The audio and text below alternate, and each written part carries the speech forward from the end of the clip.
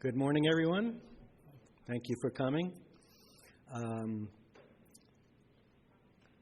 This is the Cybersecurity Maturity Model Certification Program Overview. I'll give you a little update I was here back in May for the AFCEA certs, and the updated program has been initiated, so I'm going to give you some more information there. But more importantly, part of what I'm doing here is recruiting into the space, into the business model, and hoping I can encourage some people to partake. So a little bit about me. My name is Dan. I've been in the space about 35 years. I'm currently certified as a provisional assessor, an instructor, and a registered practitioner. So I've been working on this since about August of last year. I actually gave the first Cmmc 2.0 class 3 weeks ago, and it went off, I think, very well. A lot of new things happening, a lot of interesting things.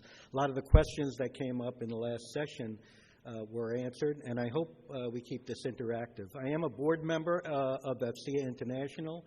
I'm also a vice chair of the Homeland Security Committee, so if you're a member and you're interested in Homeland Security, and we look at that as a Homeland Security of the Homeland, not a DHS-specific view. I've also chaired the Marine Technology Society Maritime Cybersecurity Committee. I've been a serial entrepreneur, held some various roles both in large companies and in startups. Most of them in software, hardware, and managed services and cybersecurity area. My BS is from the United States Merchant Marine Academy. I love coming here because you're one of the few towns in the country that actually has a plaque. If you go on the Riverwalk, there's a plaque of a midshipman who gave his life in World War II. So we're very proud of that. We have 142 midshipmen we lost in World War II. We're the only federal academy with a battle standard. So go visit and see all the good things he's done. I got a master's from George Washington University in engineering administration and systems engineering. I matriculated for a PhD, but didn't quite get there. Got involved with too many other business things. Married about 40 years. I got 3 grown sons and a 4-year-old granddaughter and a 9-month-old grandson. So they keep me very busy and happy. So let's keep this interactive. Raise your hand. I'd like to know a little bit about you. I see the military in uniform. Any military out of uniform? Okay. Any civilian government? Okay. And contractors? Okay. So this touches everybody. As I said, I've been working this for a long time. My first company was Operational Research Consultants. We ended up being the first external certificate authority for the DoD through DISA. We also did stuff with the Federal Bridge and et cetera. We were systems integrator for the CAC rollout around 2000. And we've been doing the same thing and over again for a long time, and we haven't really gotten the message yet. My training at the Academy, I think, is very relevant, not specifically to the ones and zeros, but specifically to the broad look at systems. I was both an engineer and a mate. I sat for both licenses. But remember, ship out at sea, whether it's a Navy ship or a merchant ship, is an ecosystem. And as an engineer, I did everything from keeping the engines running to keeping the captain's toilet running. So you got to know a broad amount of information and see how they interact. And I think that some of the stuff that we're missing is the interaction in our cyber community, our cyber environment. Key to that is what we're going to talk about today, and that's the defense industrial base and our supply chain. We do a very good job. You just heard a very good discussion about our network in the government, specifically in DoD. But DoD and the federal government represent a fairly small part of our information flow, where information moves, where it goes, where it stops, where it's stored, and everything. And the DoD has decided, well, we're going to put some controls on what's necessary to be protected in the defense industrial base, and this goes throughout the industrial base, and we'll talk a little bit about that. So the new model is a three-level model, three-level maturity model. It was a five-level model. People were getting concerned and confused, so we adopted a three-level model. And just so you know, I don't speak for the government. I'm not with OSD. I don't speak for the Cyber Security Maturity Model Accreditation Board, although I'm accredited by them. I speak for myself and this little company, Educare, that was on the first slide, which is really my wife's company. I'm just consulting through that. And as I said, I came out of retirement to do this. I got involved with OSD's planning about this, and I'm just very excited because I think it's probably 30 years overdue, and it's something we need to pay very close attention to. So it's all about maturing a company's or an organization's cyber hygiene. We start with foundational information, foundational practices. We go into an advanced practice and then expert. I'm going to talk a little bit more about that. It's not something out of the blue. This was brought up and created by Carnegie Mellon Software Engineering Institute and the Johns Hopkins APL. So there's a lot of background. You'll see a lot of similarities with CMMI and other maturity models focused on the cybersecurity space. So what is the defense industrial base? So it's a huge animal, right? It's everybody from Northrop Grumman and Lockheed Martin and Ingalls Shipbuilding, et cetera, to the mom and pop shop in the big Midwest that built a spec, circuit boards, specs that go into 3D printers, everything you can imagine. And all of these things maybe individually don't have a lot of value, but they do have value in aggregate. And I got a video coming up, but the bottom line is we're getting our lunch ate. I mean, we are really getting a lot of our intellectual property stolen. And this does not only refer to the DIB as companies. We also got to look at all the research we do in the higher education environment. I did a job about 3 years ago for Texas A&M, one of the biggest research universities in the country. Overall, the government spends about $60 billion a year in research in universities. Texas A&M gets between $0.5 to $1 billion every year. A lot of it is classified, so that's under a different model. But a lot of it is sensitive information, controlled, unclassified information. Again, maybe individually it's not terribly sensitive, but in aggregate it becomes very sensitive. And what we're finding is in the universities, in our defense industrial base, and throughout, we have a lot of adversaries coming in, and they're just stealing our stuff. One of the jobs I had with Texas A&M was trying to help them with, they had people that they knew were coming out of the Chinese army and were signing up for classes. Some of them weren't even official students. They'd go to professors and they'd say, I really like the research you're doing in XYZ. I'd like to help you with that. And of course, the professors are very open, very appreciative of being sought after and looked at, and they bring them in. And they're bringing in USB tokens, and they're walking out with a lot of intellectual property that all of you pay for. That's all taxpayer money. So there's more than 100,000 companies in the DIB, and again, from the big to the small, and they're a huge part of the defense industrial supply chain.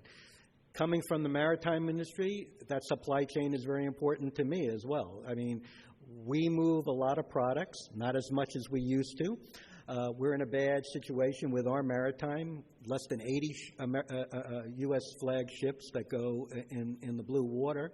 We're dependent on our adversaries, specifically China, on trade, bringing in chips, bringing in supplies, bringing in everything we use, when we make very little in the United States anymore. So as a kind of a teaser on how important it is so what are they doing? So our adversaries are looking at our intellectual property, and they're getting a heads up on us.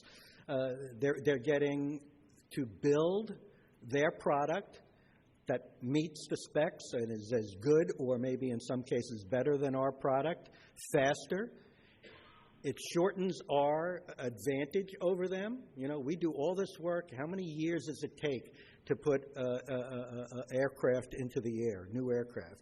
And they do it in a couple of years compared to our 10 or more years, because they got the plans, and they got the plans from us. If you look at these two aircraft, you've got the F-35 and you got the Chinese J-31. And if you look at it more closely, which we don't have all the details here, but if you look at it very closely, it's virtually the same machine. It's a little sleeker. It's even a little faster because they don't care so much about their pilots. Their human and HVAC and human support systems are a lot less. But they have a very competitive system, and they're doing this across the board. So I'm going to play. This is a couple of months old. I encourage you to see the whole 60 minutes interview with Director Ray. Let me play it, and then I'll talk about it a little bit. The biggest threat we face as a country from a counterintelligence perspective is from the People's Republic of China, and especially the Chinese Communist Party. They are targeting our innovation, our trade secrets, our intellectual property on a scale that's unprecedented in history. They have a bigger hacking program than that of every other major nation combined. They have stolen more of Americans' personal and corporate data than every nation combined. It affects everything from agriculture to aviation to high-tech to healthcare, pretty much every sector of our economy. Anything that makes an industry tick, they target. So I also interviewed the Honorable Mike McConnell a few months ago, former DNI. We discussed this discussion with Chris Ray as well. This is not a secret. We know that we are really getting beat up here, and the impact is dramatic. And it's not only the impact to our defense industrial base, and that's one of the reasons I play this, because I do another presentation for the Fortune 500 companies. But this is hitting everybody. This is hitting your wallet every day. It's hitting your taxpayer and our economy dramatically. So we got to pay a closer attention to this. And remember, it's not only within the government. If you just look at the DoD alone, the federal government itself probably represents about 20% of the information flow that's being stolen. So the DIB and the Cmmc addresses this information flow from the primes through the subs. If you look at it from a contractual point of view, those of you in the industrial base now, everything you do now, you're going to be responsible for protecting. And you're going to be responsible to make sure that your subcontractors protect that information and data as well. This is coming out. There was an interim DFAR that basically implements the requirements for 800-171, NIST Special Pub. And the DFAR, which also is hopefully going to be followed by a FAR, is under a ruling right now. Should be out, they say, best case 6 to 9 months, worst case 9 to 18 months. I'm hoping sooner than later. And basically what that DFAR is going to do is going to implement some of the things that are already required. And people don't even understand that when you sign a contract, there are numerous laws in place not to mention the Christian doctrine that we're going to talk about, that already compel you to put some of these protections in place. This is codifying it with a assessment of what you're doing to keep all that data safe. The program was initiated for defense contractors, for the DIB in particular. It initiated in 2019. Many of you may already know that the requirement to self-assess for 800-171 was in place even prior to that. DOD did a spot check of 300 contractors who submitted their SPARS scores very high, that they were doing everything they needed to do to be compliant with 171, and they found less than 10% were even close to being compliant. So one of the reasons CMMC came about is because we realized self-assessment, especially without any real education on what that means, is not very successful. As an example, if you look at 171, there are 110 controls. If you just read the controls, they're kind of vague, they're kind of high level and stuff like that. There's a whole nother, and you guys know how the government works, right? There's a whole other document that tells you what those controls really mean. But nobody in the DIB, or especially the small and medium-sized businesses, knew about it, knew how to get to it, etc. So there's some 390 subcategories of those 110 controls that tell you what you actually have to do. So that's what's going to be assessed, these 390 different capabilities and controls. But the real thing that the CMMC is trying to do, like CMMI, is change the culture in organizations throughout the DIB. We really want to try to get them to factor cybersecurity into the decision making. So part of that is, we're still in our technically acceptable, low cost contracting model. So we have to do something to level the field in cybersecurity. So basically, what the DFAR, and again, until the ruling's out, this is still speculative, but what we're being told is, basically what the DFAR is telling you is you have to be certified and assessed. Some levels, that's going to be a self-assessment we'll talk about, but the meaningful level is going to be a third-party assessment. There will be POMs, POA&Ms, but you'll only get certified once you've satisfied the POA&M. And the POA&Ms are only going to be on certain controls. It's not like every control is allowed to get a POA&M. And the new model is weighting each control. So some of the controls are worth more points than others, which means if you don't do a really good job, if you do a quasi-okay job, you could get a negative score. And that's not going to look good on your contracting ability. The term they're trying to push through right now is this institutionalization. I'm not sure I love that word. I've been in an institution. I'm still recovering from the academy.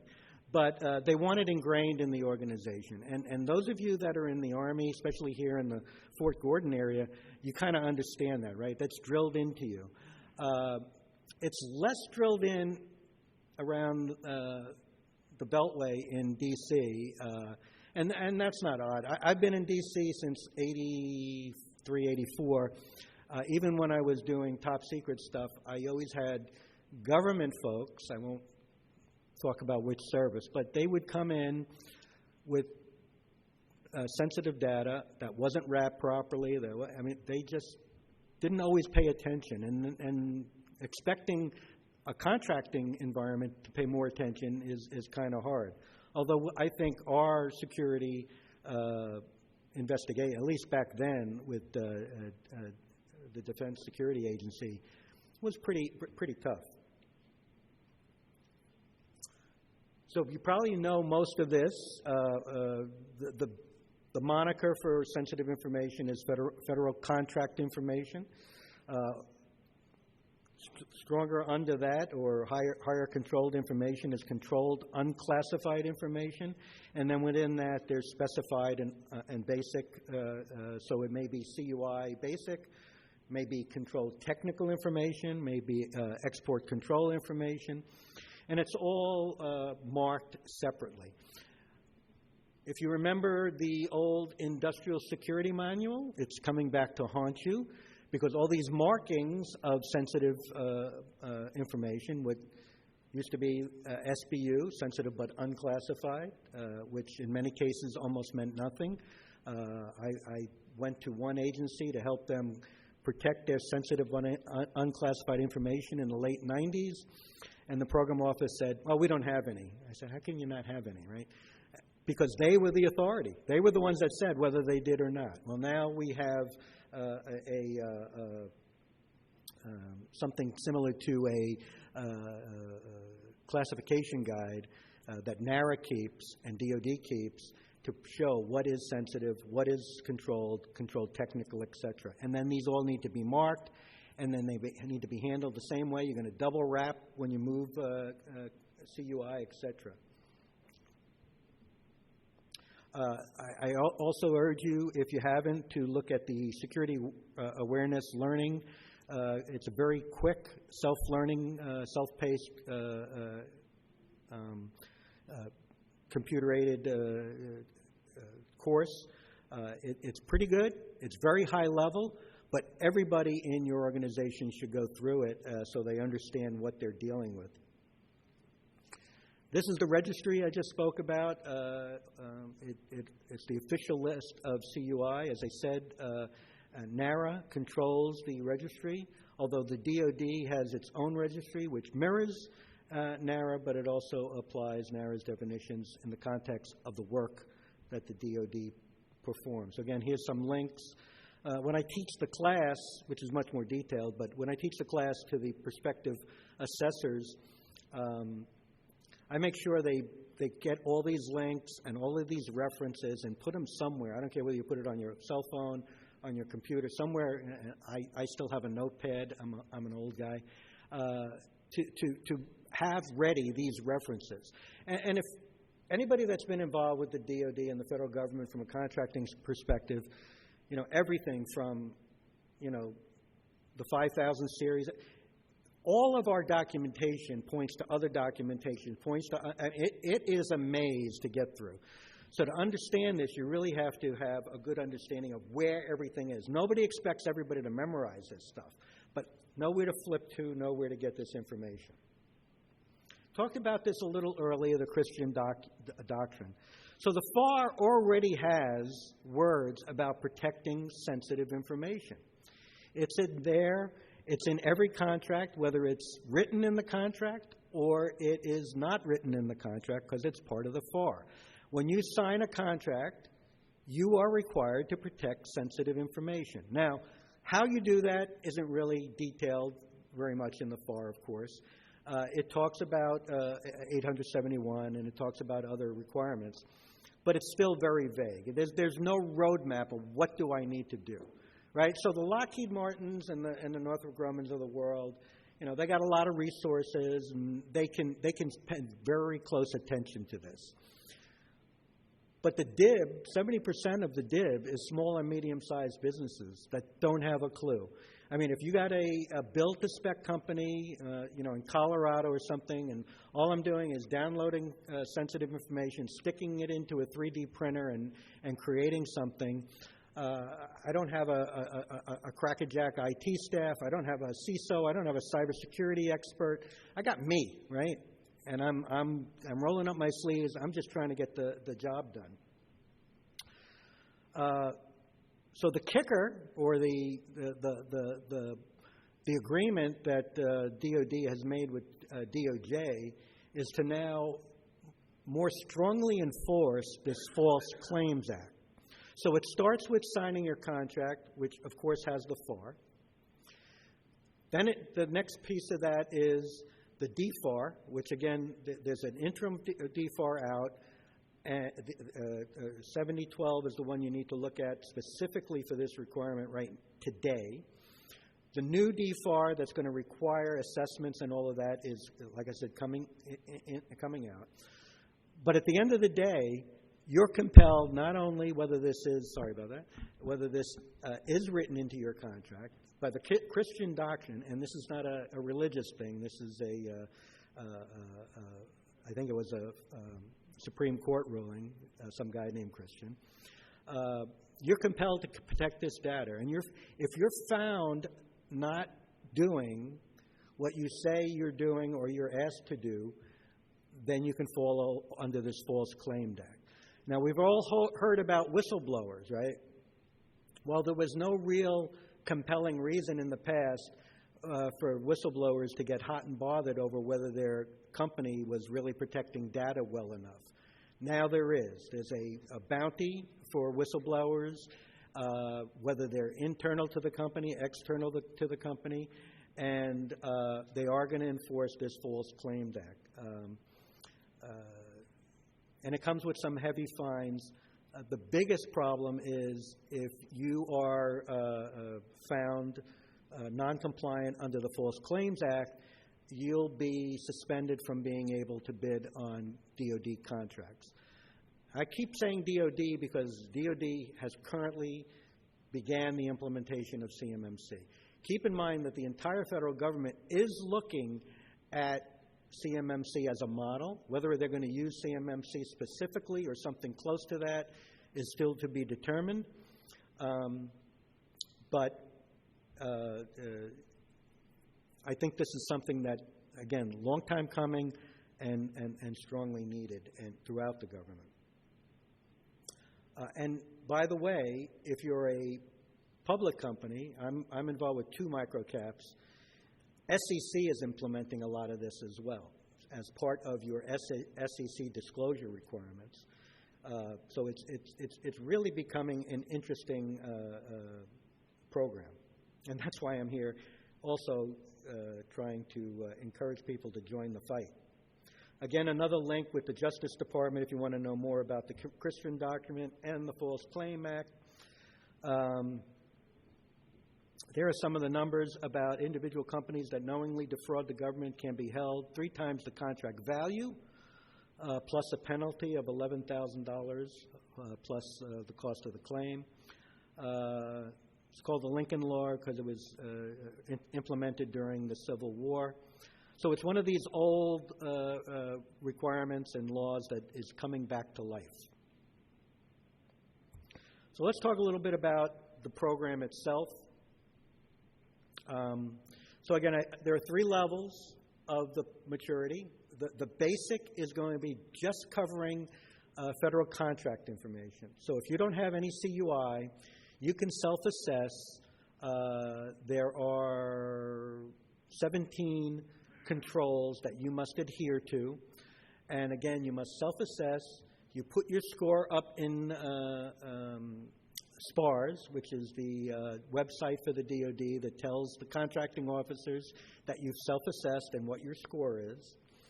And again, this also falls under the False Claims Act. So if you claim out of the 17 controls you're doing everything right, and you're not, you could be in trouble.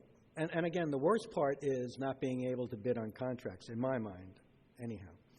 The second level is mostly the rest, or is the rest of 800-171. The 110 controls, 390 some odd objectives under those controls. That will be a third-party assessment. I'm going to talk a little bit more about the roles in the ecosystem in a couple of slides, but I just wanted to let you know these will be third-party assessments, kind of like FSMA, if you will, kind of like FedRAMP. A lot of the controls are the same. You must contract with a third-party assessor. You know, there's already fear-mongering out there that this is going to be, cost too much, it's going to be intrusive, it's going to be this, it's going to be that. It's not 1% of what we're losing every year to cyber fraud. So we talk here a little bit about assessment. Most of these assessments are going to be on site,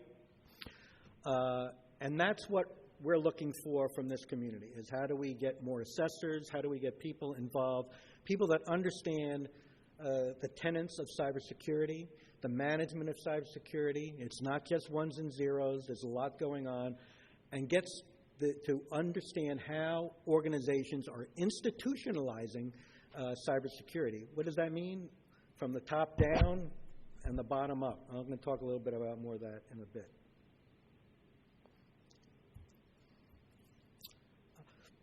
The domains you should recognize, these are the domains out of 171. Nothing here is something we haven't seen in FISMA or FUDRAMP. The level 2 assessments focus on confidentiality. They don't address availability. That comes at level 3. We'll talk a little bit about that coming up. But it's focused on the core stuff you need to do to meet 171 and the 390 objectives under 171. So we talked a little bit about the certification. Excuse me. As I said, if you are close to getting certified, all of your objectives are met, most of your objectives are met, and depending on the weighting, you could POM. If you POM, you have 90 days to 180 days to fix that, and when you fix that, you can get certification. You are given an interim certification if you have a POM requirement. That's something you can show a prospective client, but it's not binding because it's not a full certification. How that plays out after the ruling is going to be determined when that ruling is finalized. So again, you have to, each entity has to contract with a certified third-party assessment organization that is managed through the Cyber AB or the formerly the Cmmc AB. Work with logistics, all the information required, facilitate meetings, on-site interviews, and the artifacts necessary to prove you're doing what you're doing. And remember, we're not just proving that we are doing things, we're proving that these things that we're doing are part of our daily, weekly, institutionalized activities. And that's why we're looking for people that can do good assessments and kind of read people. Is this guy sitting behind the computer because he's the top guy or gal and he knows exactly what to do, but the guy behind him couldn't figure it out? The documentation isn't really good, hasn't had any training, etc. And then you got to successfully demonstrate all of the practices in 171. So that includes the level 1 practices and controls and the level 2 as well. So it's not a pass on the level 1 because you self-assess level 1. Once you get into the level 2 assessment, you're going to get the full assessment. Level 3, which hasn't been fully defined yet, the advanced, will be, initially at least, assessed by the DIBCAP in DOD. So it is a delta. It's everything above 171. Again, not fully defined yet. That will be coming out, we're told, within 6 months. But the idea is that once you get your level 2 assessment passed, which is good for 3 years, kind of long, but it's good for 3 years, then you can apply to the DOD to get your level 3 assessment, should you choose. It's probably going to be initially more the larger companies. The other thing that's interesting about the model and how the model is being viewed and pushed out is, I talked about the responsibility between the primes and the subs. So if you are a prime with a huge supply chain, and some of that supply chain does touch or needs to view sensitive information, maybe CTI or something like that, but doesn't have the infrastructure to protect that information, you can set them up with proper authentication into your Cmmc approved, certified enclave. Of course, you want to segregate that. You'll want to and segregation is one of the big words we use in the CMMC and the FSMA process, right? We've got to make sure they only see what they're supposed to see and not anything else. But that is available as part of the program. So as a vendor, subcontractor, small business, I can rely on my prime to do work. Of course, that could be difficult if you're working with multiple primes and difficult to manage. So you got to weigh all of that. One more thing to note in the level 2 environment, there are going to be some exceptions to a requirement for a third-party assessment. We don't know what those are yet. It's going to be what they consider just in the CUI, not CTI or export control area, but it's going to be if you're handling some CUI basic that's not too sensitive. Don't ask me to define what not too sensitive means. You will be able to do a self-assessment. Now, this is on a case-by-case basis. It will be determined by the DoD, and it'll probably be only for small vendors that are got one contract and they're one and done, maybe, or they're only doing one kind of work. But that's where the program has landed. So these are the Bibles for the CMMC program. Everything can be downloaded from osd.mil. Again, I tell all my students, have this stuff at the ready. Know where to get a hold of it. I don't care whether it's on your laptop or you have it online, however you do it. Know what's in it. Follow the bouncing ball, because you're going to go from the model to the appendices to the assessment guides and back and forth and back and forth. Now, there is going to be one place, and that document is going to be out next month, which is the CAP, the CMMC assessment process. That's going to be held for people that are doing the assessment. They've done a pretty good job in mapping all of this stuff out and following the bouncing ball. But again, you really need to know what's in this documentation.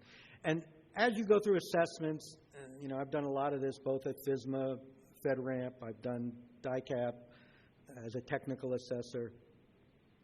You'll start memorizing a lot of this stuff, and to the point where you can't get it out of your head, right? So, but you don't need to memorize everything in there. Again, what we're trying to achieve, primarily in Level 1 and Level 2, is confidentiality and integrity. Availability is going to come with Level 3. As you can imagine, that's for more, not only that I need it protected, but I need it on the ready when I need it. And we like to try to view this, as a professional in this area, as an assessor, really as being a business enabler, right?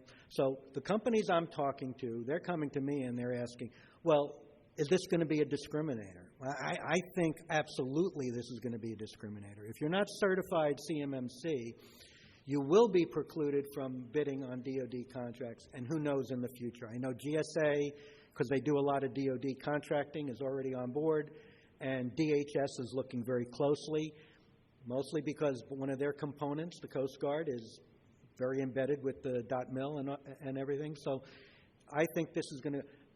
Nuclear Regulatory Commission already has a program very similar. They're looking at merging these two together. So yes, there's a lot of reasons for doing this. And what the DoD is trying to do is level that playing field a little bit in cyber, because it will increase the cost of doing business. There's no doubt about that. But if everybody has to do it, it's going to be in everybody's overhead. It is an indirect charge. It's not a direct charge. So that's the intent. Hopefully we can make that work. And that's part of the reason I'm doing this, because I think it's so important. And I think small and medium-sized businesses can really excel in this area. Of course, as I just said, it's going to impact people, time, and money. And we got to think about that, right? That's why it's so important that the board of directors, the senior management in every organization is on board with this. Again, it's not just about the ones and zeros and the data center and stuff like that. There is a lot of help right now. I've been involved with assessing folks that are in GCC High and AWS Gov. They're doing a good job in protecting the back end. They're also doing a really good job. It took some work to get there, but they're doing a really good job now in the shared responsibility. I tell all of my clients and anybody that'll listen, putting your data, your government data, in a government cloud is not fully compliant. That doesn't get you there. No matter what Microsoft says, no what AWS says, there are responsibilities that you have, authenticating in, the institutionalization, all the other things, and what happens when that data is downloaded, right? I've seen people implement 365, for example, but they have people logging on with their BYOD. They download information. How is that data protected? Got to think about all of these things. So I got this slide in here. I added the Chinese flag. So this is 1991, and this is something that's been a craw in my back of my neck for some time. So I remember I did the DoD PKI as a consultant for the government. My company was an external certificate authority. We were a PIV provider, a PIV-I provider, et cetera. And we just couldn't get a lot of embrace, not only within the government. I mean, the DoD, they were putting out CAC cards, 25,000 a month for 3 years before anybody had any readers. It didn't make a lot of sense. I was promoting USB tokens, FIPS tokens, and you know, they needed the thing dangling from your neck. But this is still true. Nobody knows who's on the other end of those connections. And for the most part, this is why phishing is still the predominant up-ramp into just about all of the hacks, all of the ransomware, everything that's going on. It's too easy to make believe you're someone else still. And I'm encouraged because recently the OMB and DoD both put out documents about zero trust. And they talk about phishing-resistant authentication tokens. And they specifically talk to the CAC and the PIV. They don't talk to the medium hardware commercial capabilities that are out there.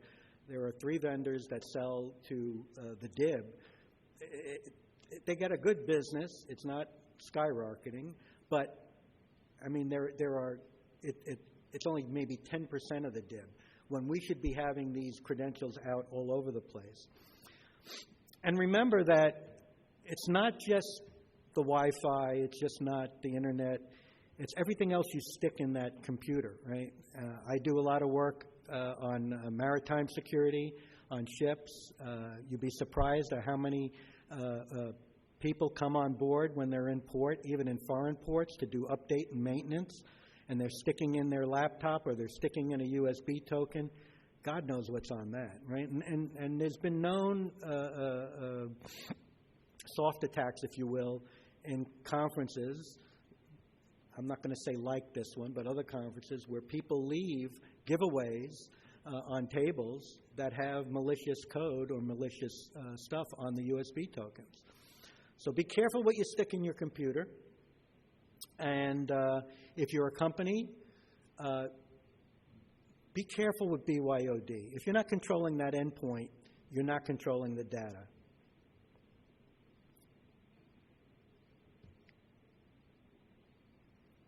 I'm not going to bore you with this too much, but this talks about a practice and the activities you need to do, the domains that are set. I encourage you to go look at OSD's information and look at what needs to be accomplished with 800-171. And how do you mature processes?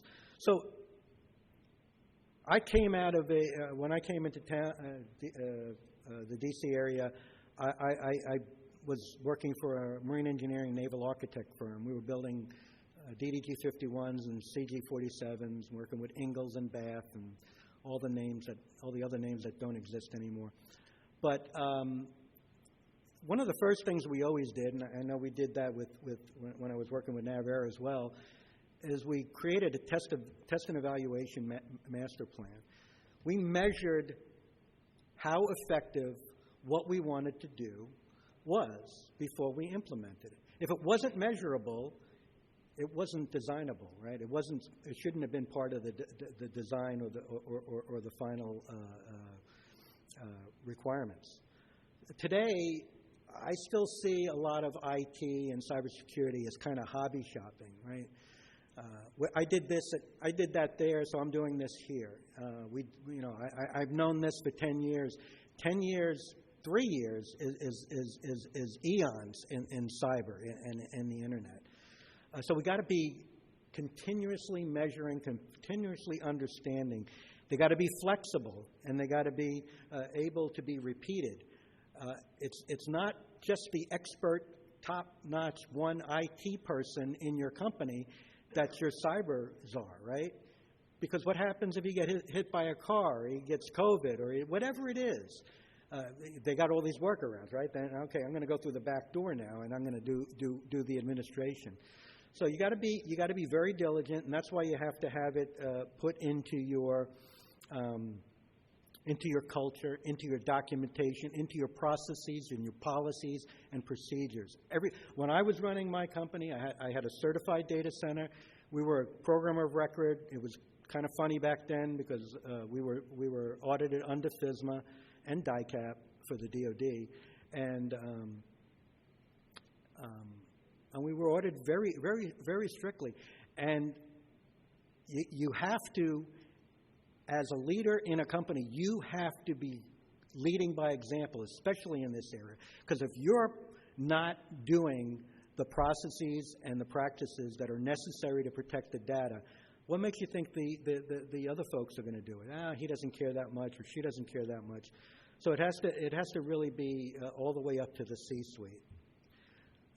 I bring this in there because too many people think bringing cyber into the board is bringing a CISO onto the board, and that's not bringing a CISO. That's not what it is. Think of it, if you're a microcap or even a larger SEC-controlled company, think of it just like your financial requirements. These are requirements that can shut you down, and if they're going to shut you down, there's something you need to do about that, because that's a board responsibility. It's a fiduciary responsibility.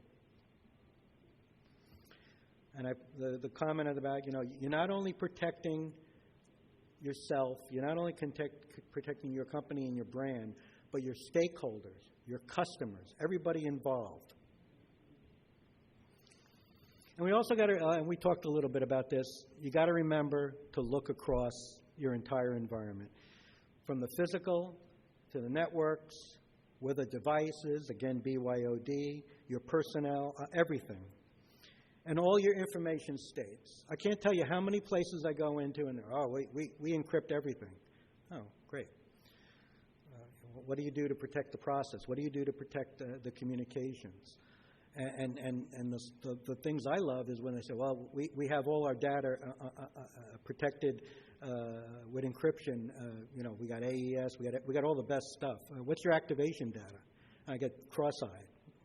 Well, what does it take to decrypt it? Oh, it's a 4-digit PIN. Oh, great. That's wonderful. We're not thinking beyond that technical piece. Encryption is great, but if you don't use it correctly, it's not worthwhile. Some of the leadership mistakes, again, management approval with support is huge. Limited review and feedback,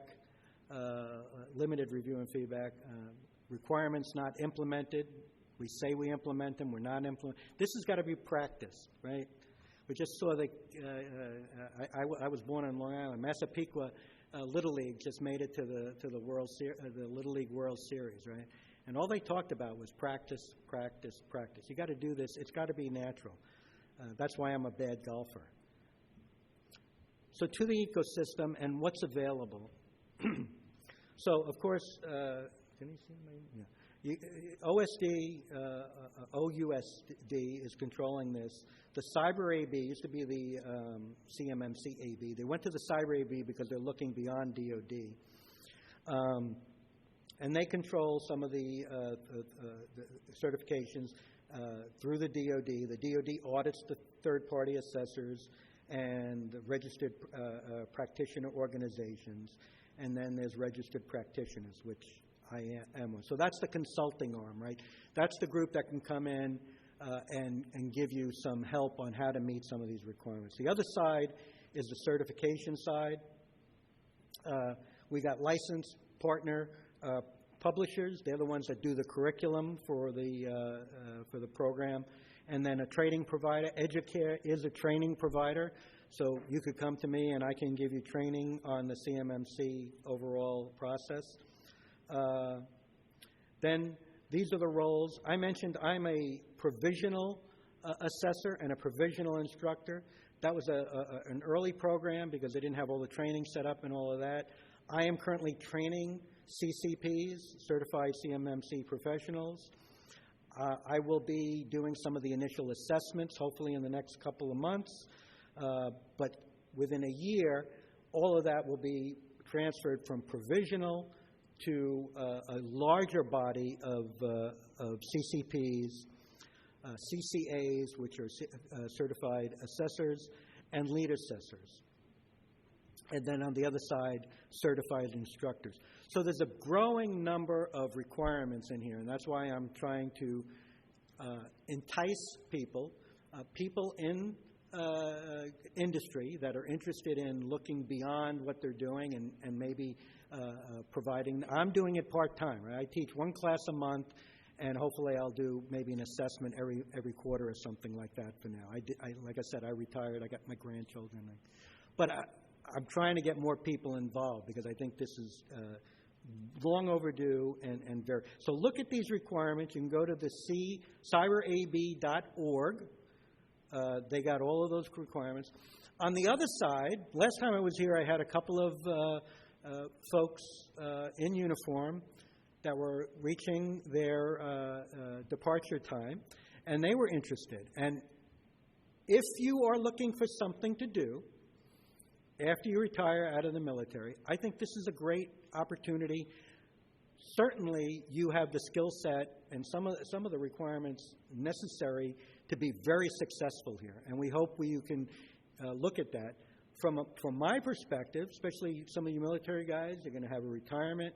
You can go work for a Beltway bandit if you'd like or something like that, or you can work as an independent consultant, do this part-time, a week a month teaching, a week a month assessing, and 2 weeks at the beach. It's not a bad deal, right? And the money's not bad.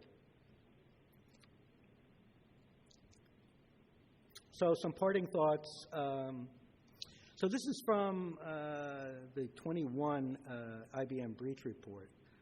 But $4 million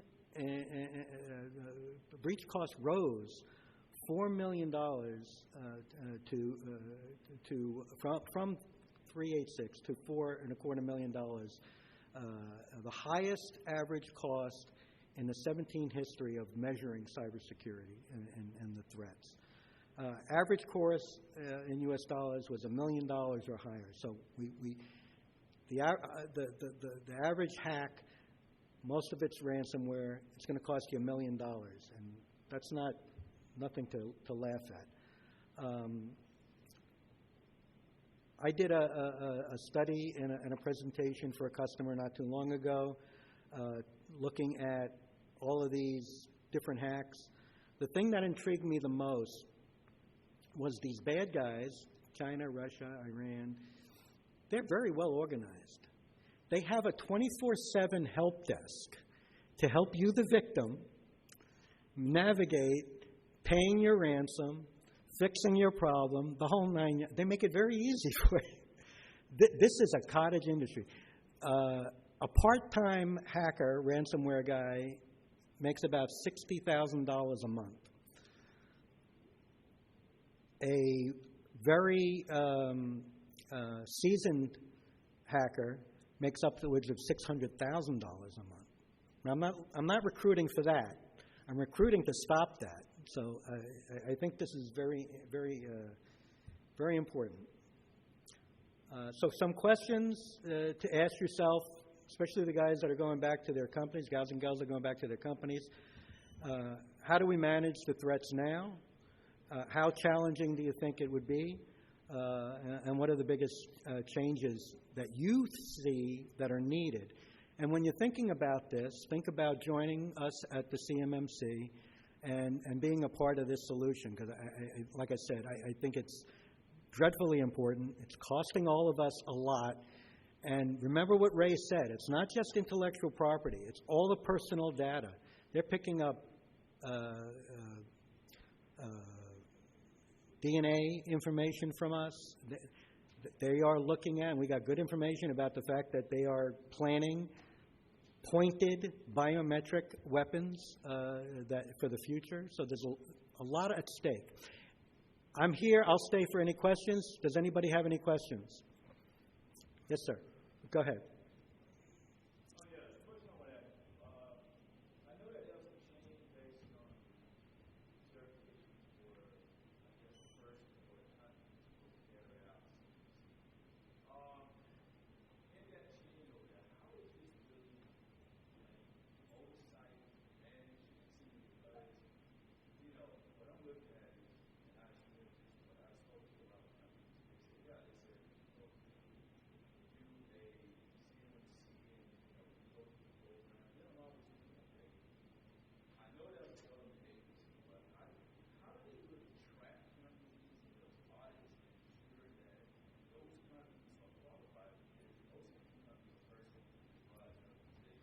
Okay.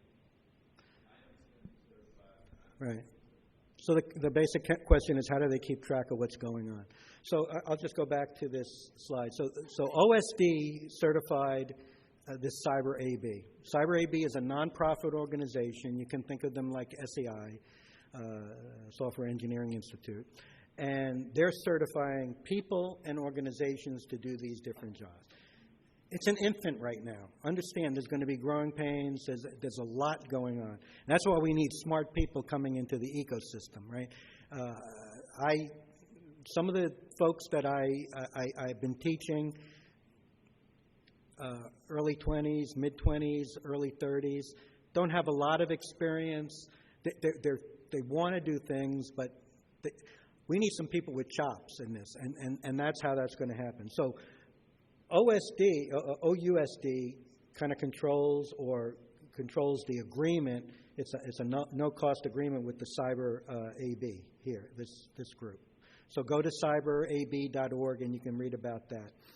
And then they separately, through the AB, they do the certification assessment, the DIBCAT at DOD, of each of the CMMC third-party assessment organizations. Then separately through this program, they're doing all the training. So this provisional thing that I spoke about, I was like number 280 signed up for CMMC. I sent them my resume, I sent them my background, I spoke to a couple of the people, and they called me up and they said, okay, we're doing this program. I think there's 300 provisional assessors and instructors. We'd like you to come on board because you've done this before. We'd like you to go through the quick training and get that done. So all of the assessments are being submitted from the C3PAOs to OUSD. So that's how they're keeping track of what's going on.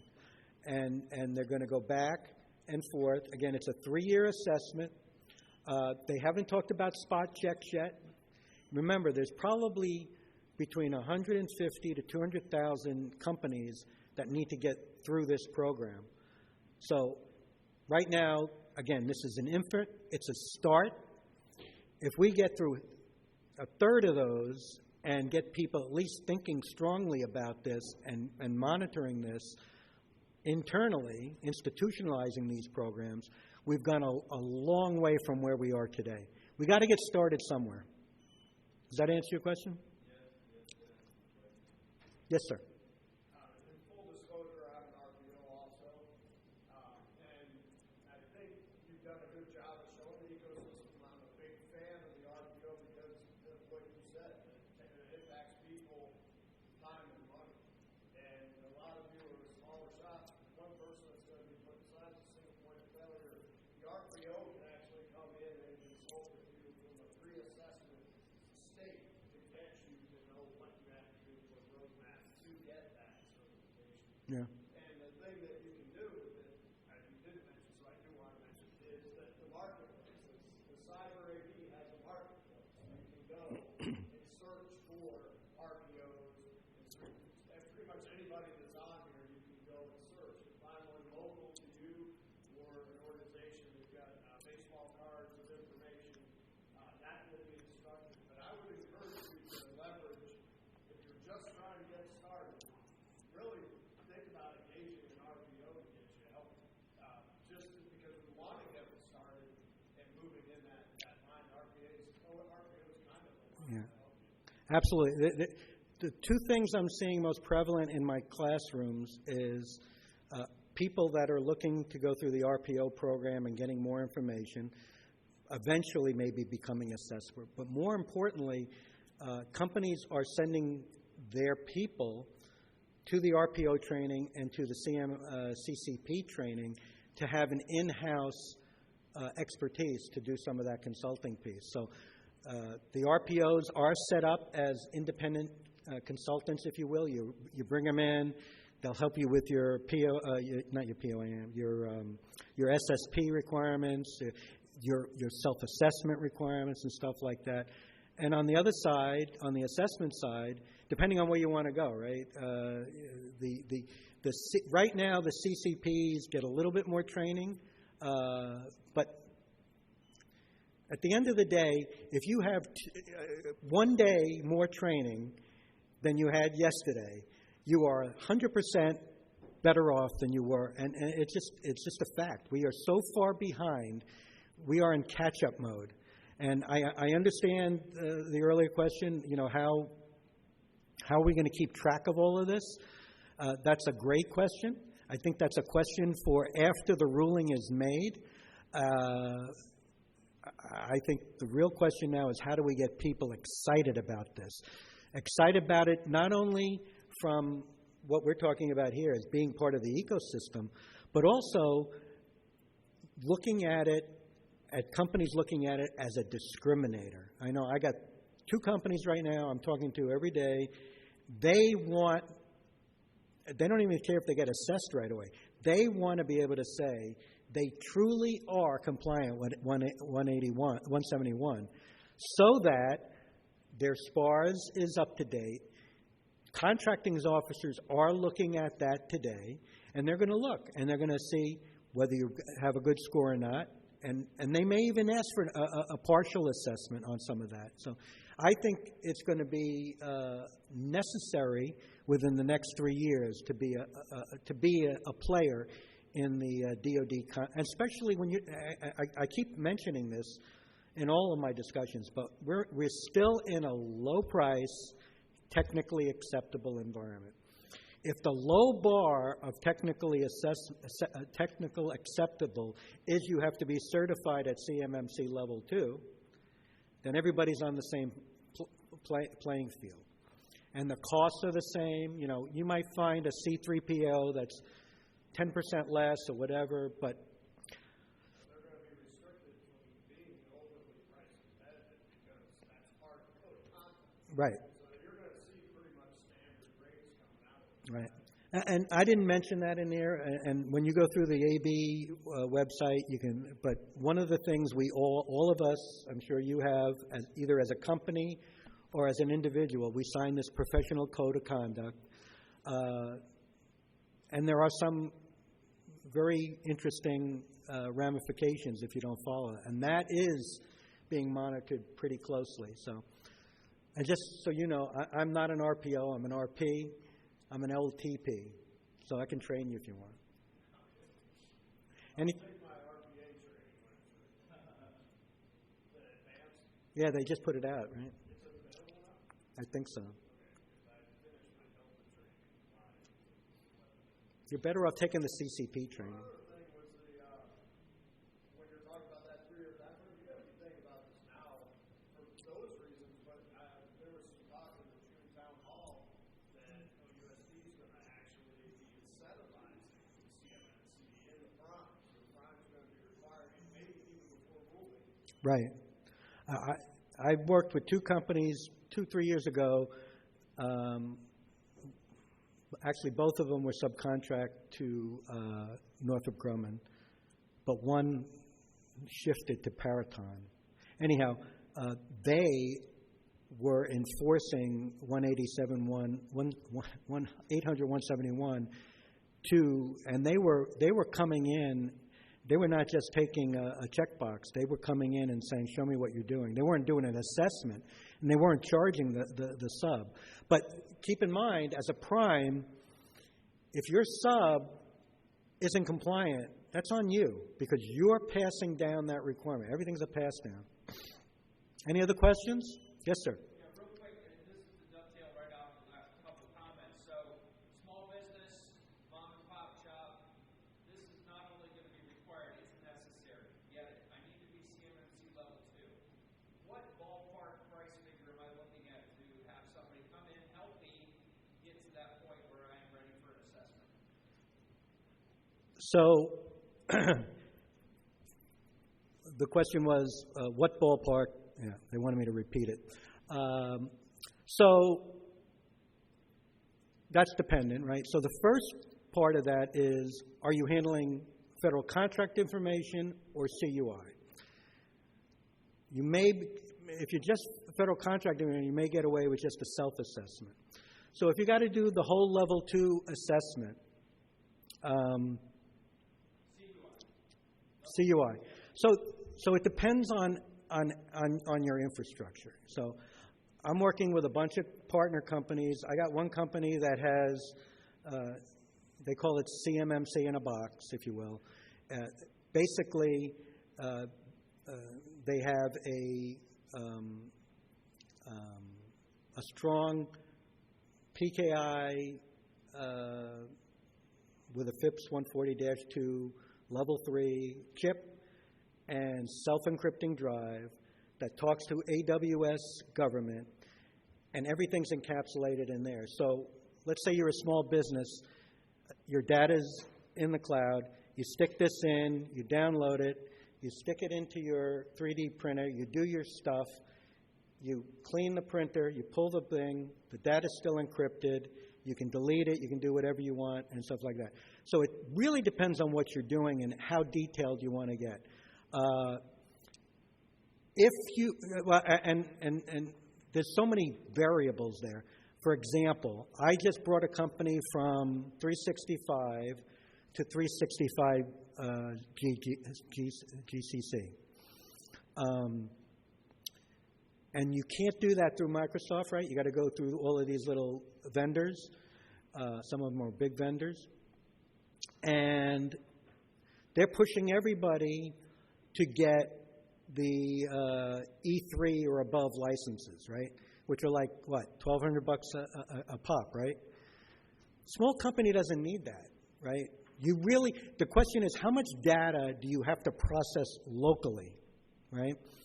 So if you're a small company and you want to be in GCCI, you can get the, I think it's an F1 or F2 license, which is, I don't know, it's under $25 per person, right, per year, and do all your processing in the cloud, right? Microsoft Office is in the cloud. Everything's in the secure area. And you can set it up so that nothing can ever be downloaded from the cloud. The assessment part, I think you're going to find, especially if you're doing something as simple as that,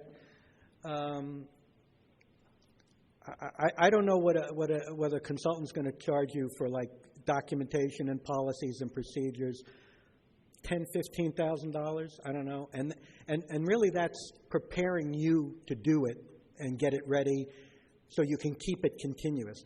Keep in mind, a policy and procedure. And I just did a mock assessment for somebody, and they had a policy that said, and we're going to review and update this policy every year, and it was dated 2019. You haven't met the requirements if the policy says you got to relook at it, right? So the internal costs are probably more concerning than the external costs. I've heard numbers from a third-party assessment anywhere between $25,000 to $150,000, but it depends on your infrastructure. If you have your own data center versus Microsoft, so Microsoft and AWS are getting CMMC certified, right? That covers, let's say it covers, I don't know, 60% of the controls, the back-end stuff for sure, the updates and all of that stuff. Now, how are you using it, right? If you're using it just online, right, without bringing any data locally, you might be okay.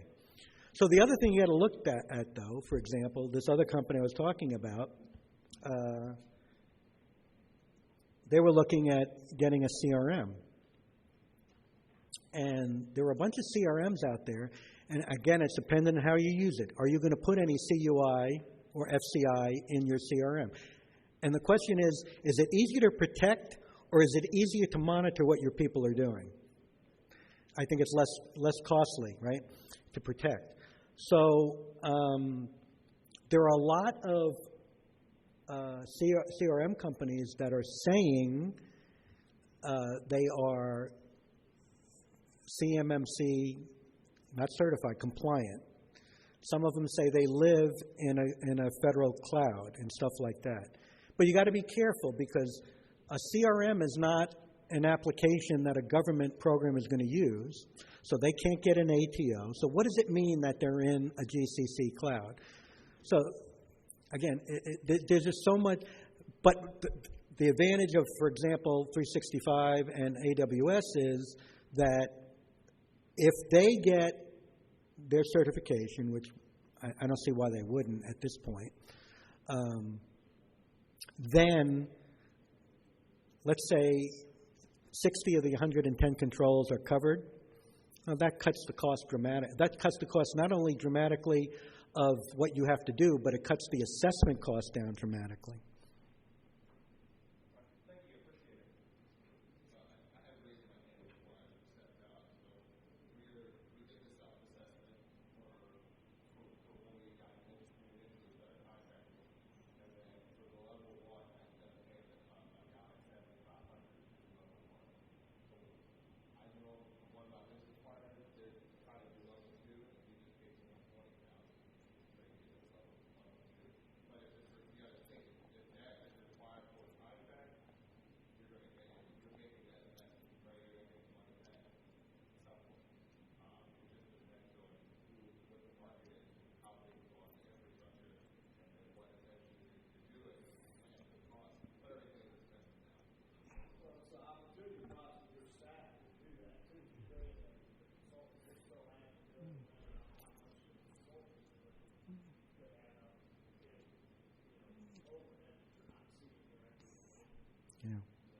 Being in the business for over 30 years, I would say trade in 2 BD guys. Thank you, everybody. And you got my email if you want to get in contact with me. I'm sorry? I'll post them through AFCEA. Thank you.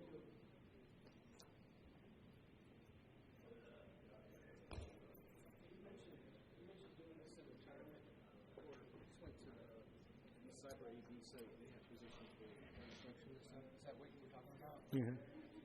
So they hire you directly, or? So